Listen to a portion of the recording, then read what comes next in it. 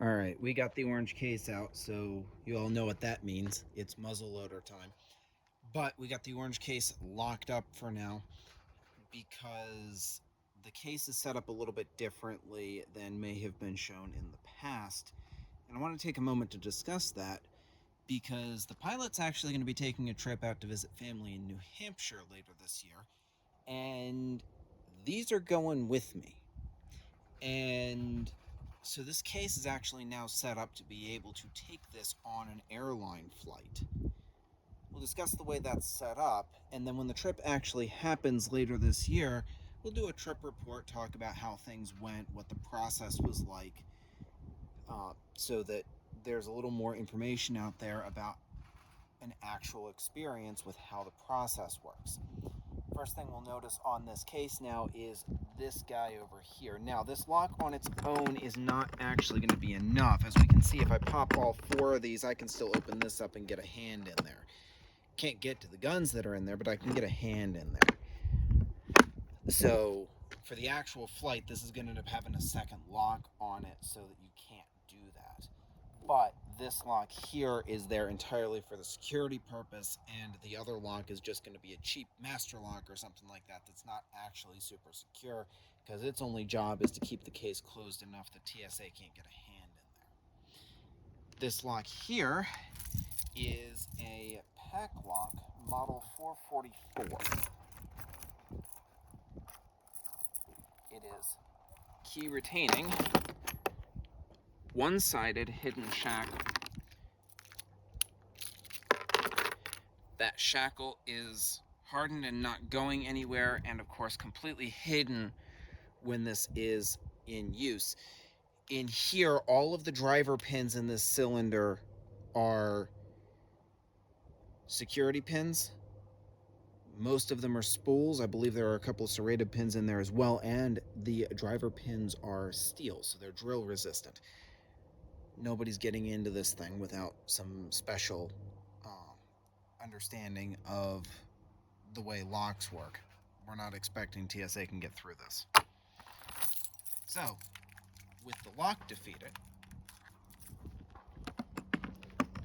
we'll go ahead and open up the case, and on first glance, this is what's been shown on camera before. 2 pistols. Our traditional 50 caliber. And the Colt 1860. And of course, as habit, we'll just make sure that that advances correctly. Oops. And it does. Now, here's where this changes. We pop that layer of foam out, and now there's a bunch of accessories in here.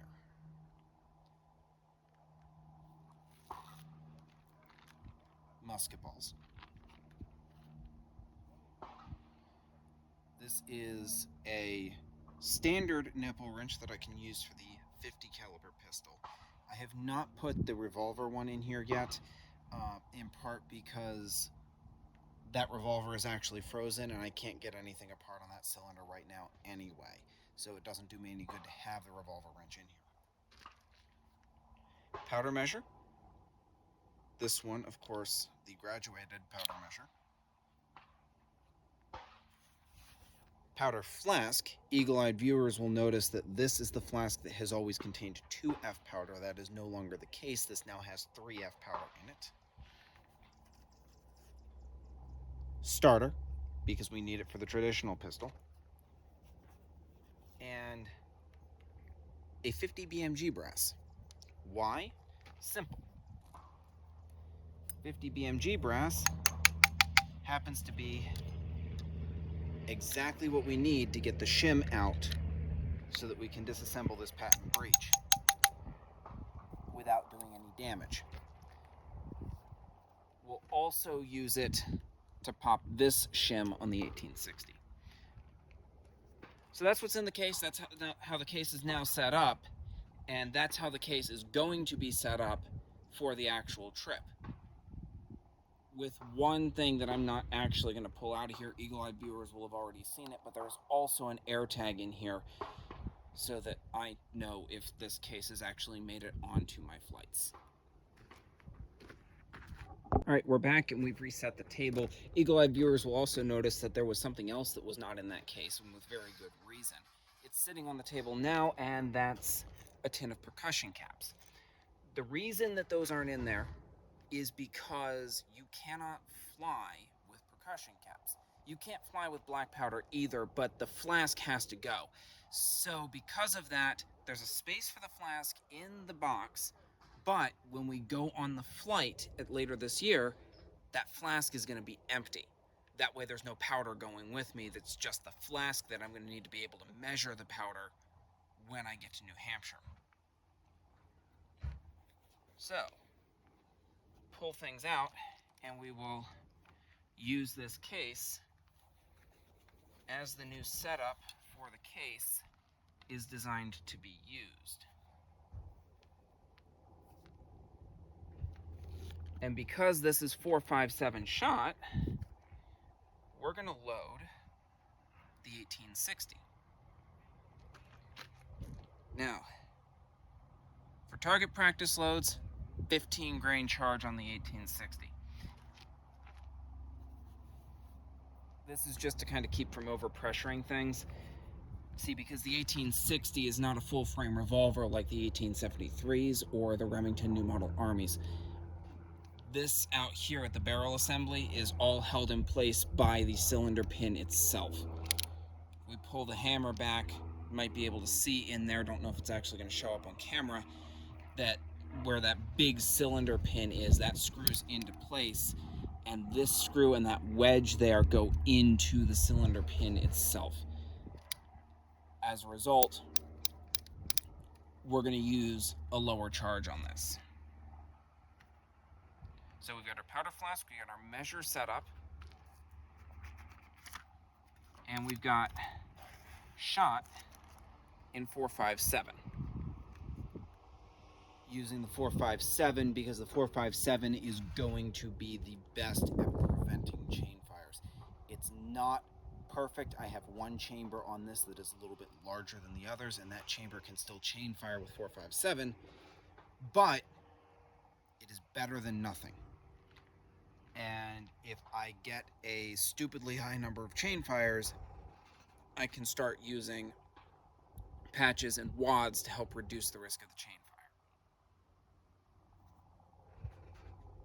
So, we'll grab our measure. We'll slide our case a little bit closer and move the 50 cal. That way, we can prop the revolver, because we're going to load all of the powder and then all of the shot.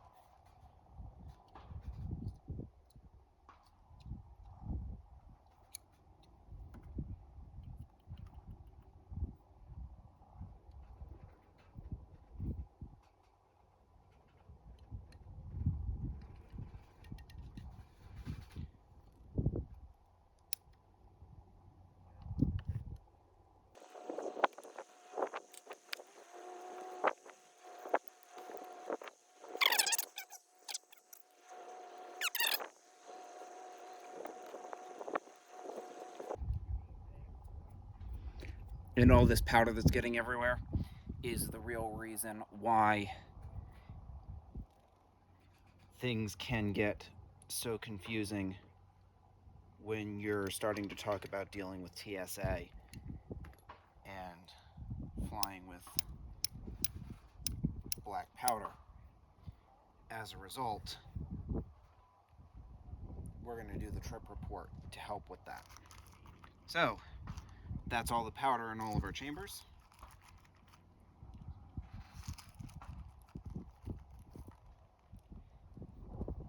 Shot.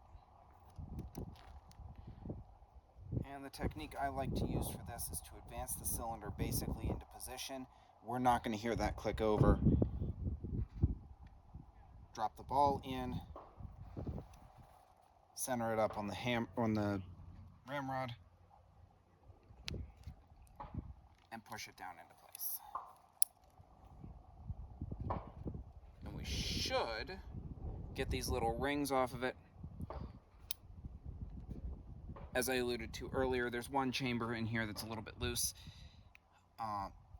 That particular chamber is not going to give us that bit of lead.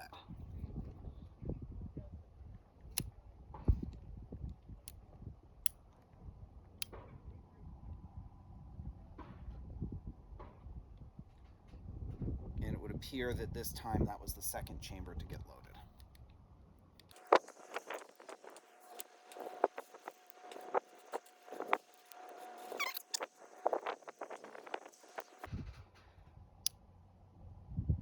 Okay, and it was this chamber that was weak to load. So I'm going to drop my loading lever back into it while I grab my percussion caps. That way I know exactly which chamber it is, because I want to make sure that that chamber is the chamber that fires first.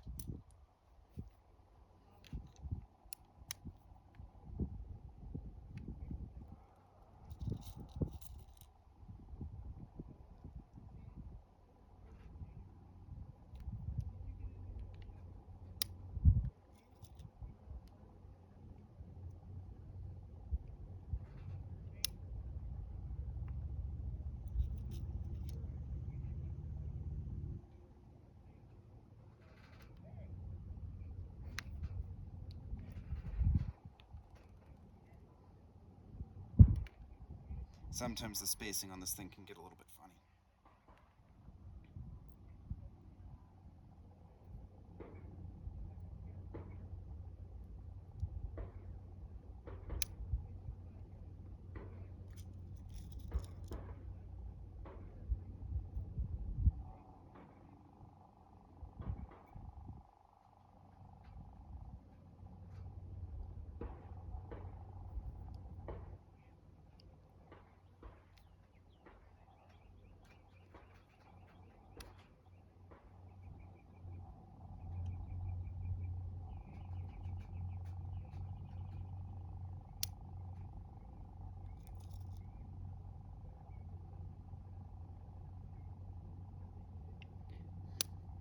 And then,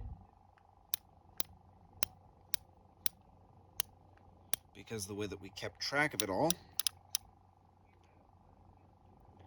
and looking at the chambers, this is still correct. This last chamber to get the percussion cap on it is the chamber that loaded weakly and therefore would chain fire. So we'll keep track of that chamber.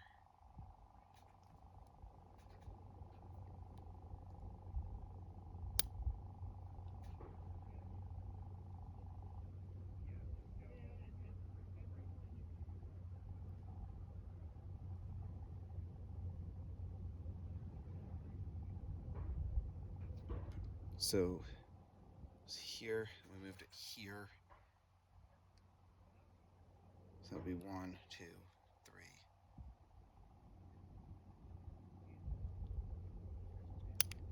That should put that chamber next in firing position. And we're loaded.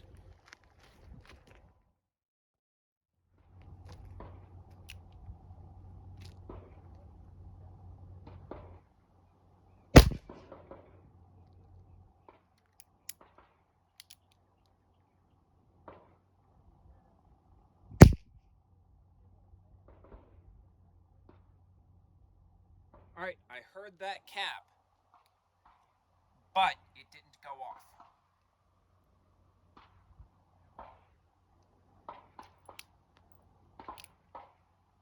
So we're gonna fire the next chamber.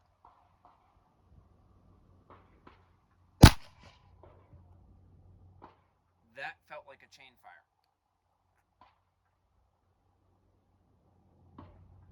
It was not. Okay, and we can safely look at this because we're on a dead chamber. It's been fired already. There's no cap under there. If we look down into the cylinder, this chamber that had the bad cap on it did not actually go off, and neither of the next two fired. So we didn't get a chain fire either. We had just a slightly heavier load.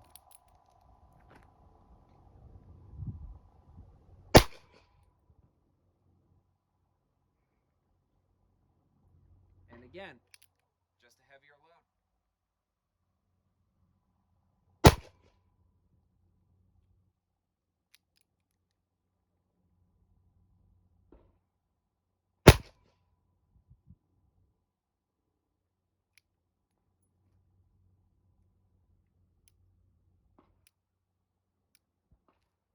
All right, grabbing a cap. All right, we're capped back into that one that didn't go off. We'll roll it around so it's next to advance into firing position.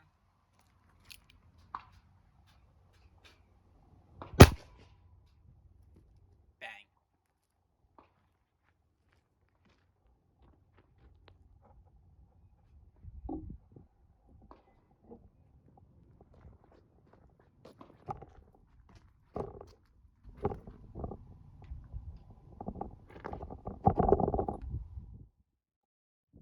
Alright, so now you'll see that I've dug into the ammo boxes that I've hidden from your view and pulled out some different sized shot. In this case, it's going to be 4.51 because we're patched for the 50 cal, and I don't want to burn my 4.57s on that because 4.57s are expensive. But I want to show you how the box works when you shoot the 50 cal instead of just the 1860. So grab the 50 cal. We'll go to half cock. We'll need our starter. We still need our powder measure. This time we're going to go up to 50 grains. Bit of a bigger charge.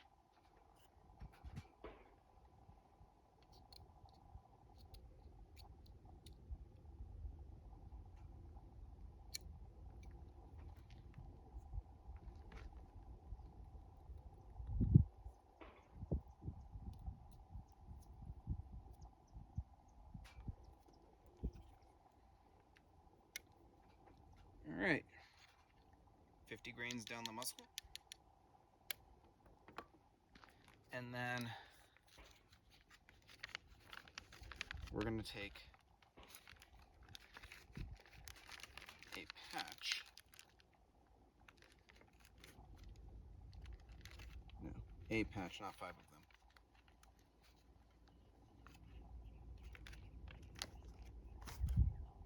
them. A patch. A ball. Okay, that gets us started. This is not ridiculously tight because those are thin patches, but that gets us started.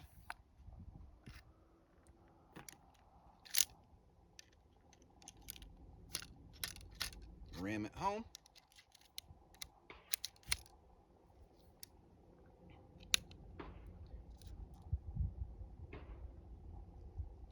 And cap it in. And that's all there is to loading a traditional.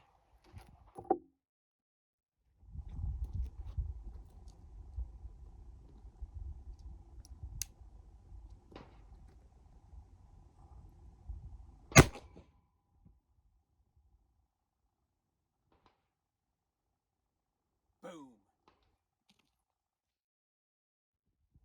Alright, we're reloaded. I've done the unthinkable and actually loaded a 50 caliber musket ball this time.